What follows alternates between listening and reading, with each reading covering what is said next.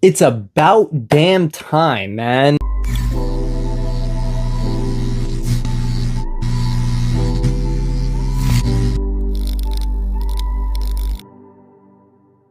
Hey everyone, welcome to the channel. I'm your host Royal. This is The Popular Perspective. So this is not an out of theater reaction sort of thing. This is a full-on review. This is going to be my spoiler-free review, and then I'm going to have a spoiler review after this. But that being said, guys, let's just get right into it. Spider-Man Brand New Day is not just the best movie in 2026 to go watch. And I'm not just saying that, like, there's not going to be any bias in this video by any means. You know, there's been a lot of really, really good movies out there this year. You know, with Odyssey being one of them, Backrooms, Obsession. You know, we still have Avengers Doomsday to get to. But I'm saying this confidently that I don't even believe, unless something is to occur, which I can't speak of here, but I'll speak about in my spoiler video.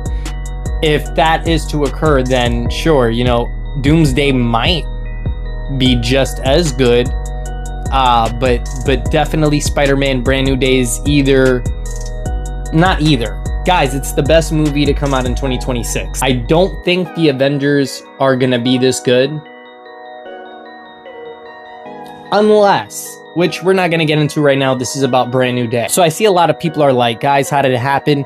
How is it that Tom Holland's Brand New Day is like the biggest, most amazing Spider-Man film of all time? Because this is an amazing Spider-Man. This is truly an amazing Spider-Man. The truth of the matter is this. Back in No Way Home, we were left off on this cliffhanger where it was sort of like, now we understand how Tom Holland's Spider-Man becomes the Spider-Man that we're familiar with. That Spider-Man who lives on his own. You know, he's not really with the girl. He's kind of lost in the city. He's lost in his own sauce. There is something about the fact that he was not remembered as an Avenger or with the Avengers, that it kind of made Spider-Man this solo figure. And the thing that made this more interesting than the other two franchises were Tobey and Andrew actually pushed and mentored Tom Holland into his main Spider-Man role, where he's finishing high school and he's on his own. Now, Spider-Man No Way Home touched on things that the other two franchises didn't touch on. For instance, the multiverse allowing them to make him what he is, A, and then B, he doesn't even have an Aunt May at this point. So it's not as far as like, there's no Uncle Ben, right? MJ and him are broken up. MJ doesn't even remember him, right? So that's all out the window. And Aunt May is dead. So, spoiler alert if you did not see No Way Home, which is crazy. Aunt May's gone, and now Spider-Man's truly, for the first time in any movie, on his very own. And he's in this world, this much bigger world than himself, filled with incredible people, yet he's still on his own. And that's the cliffhanger we were all waiting to see. Can Tom Holland's Spider-Man deliver on being the solo Spider-Man that we've always been familiar with?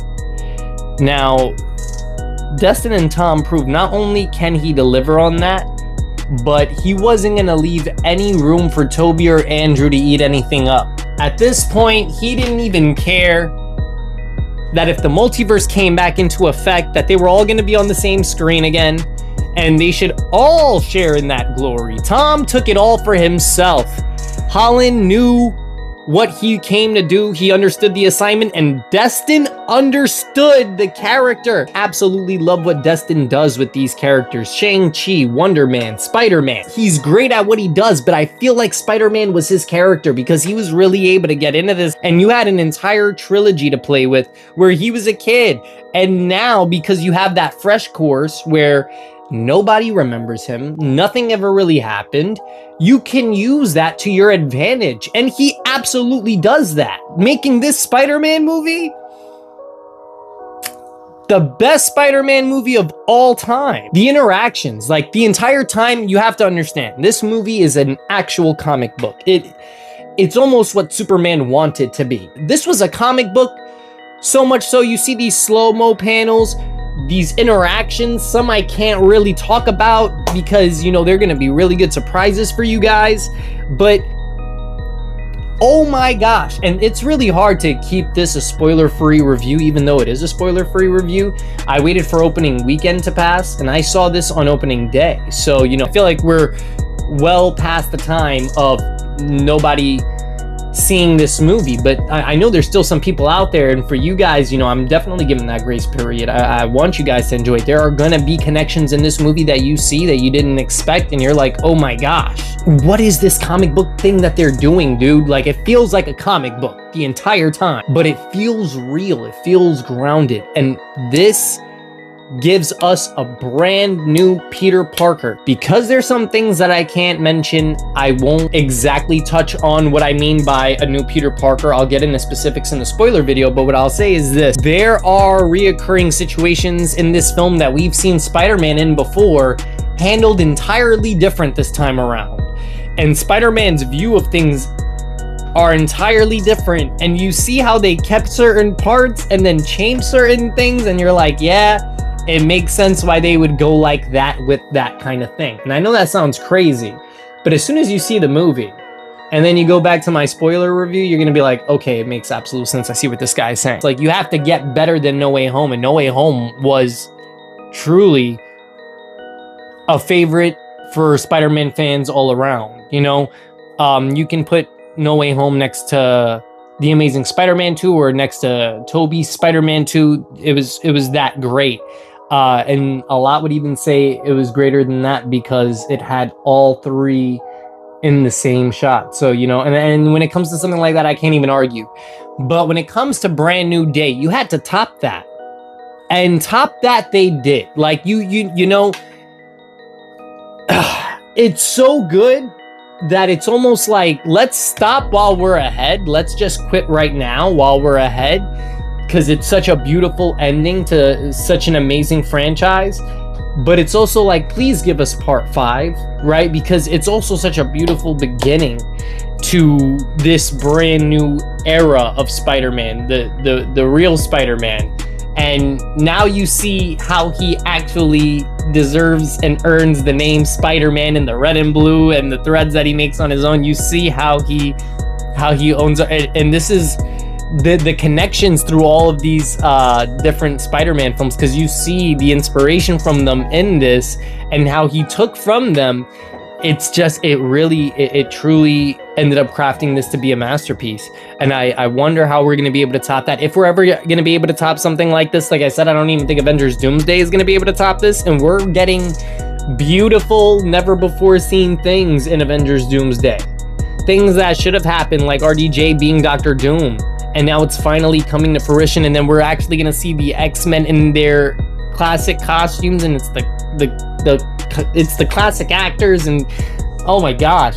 But guys, no, nothing like Spider-Man Brand New Day, right? Like, I feel like, honestly, this movie, from the opening credit sequence to the last post-credit scene, tells you why why Spider-Man itself is the face of the Marvel Universe. That being said, because this ending is absolutely phenomenal. This movie is going to tear you apart. It's going to bring you together. It's going to show you what the toll of being Spider-Man is and how he carries the weight on his shoulders, and why we all appreciate Spider-Man over Iron Man, over Captain America. You know, and they're great, but there's something about Spider-Man that we could all relate to. And this movie shows you why not only he's relatable, but he's looked up to. Now, the end credit sequence, the post-credit scene, you have to be a comic book fan to know exactly what they're talking about there.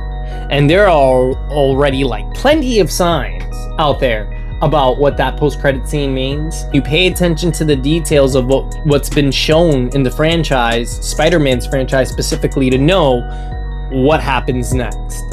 Because you just might miss it.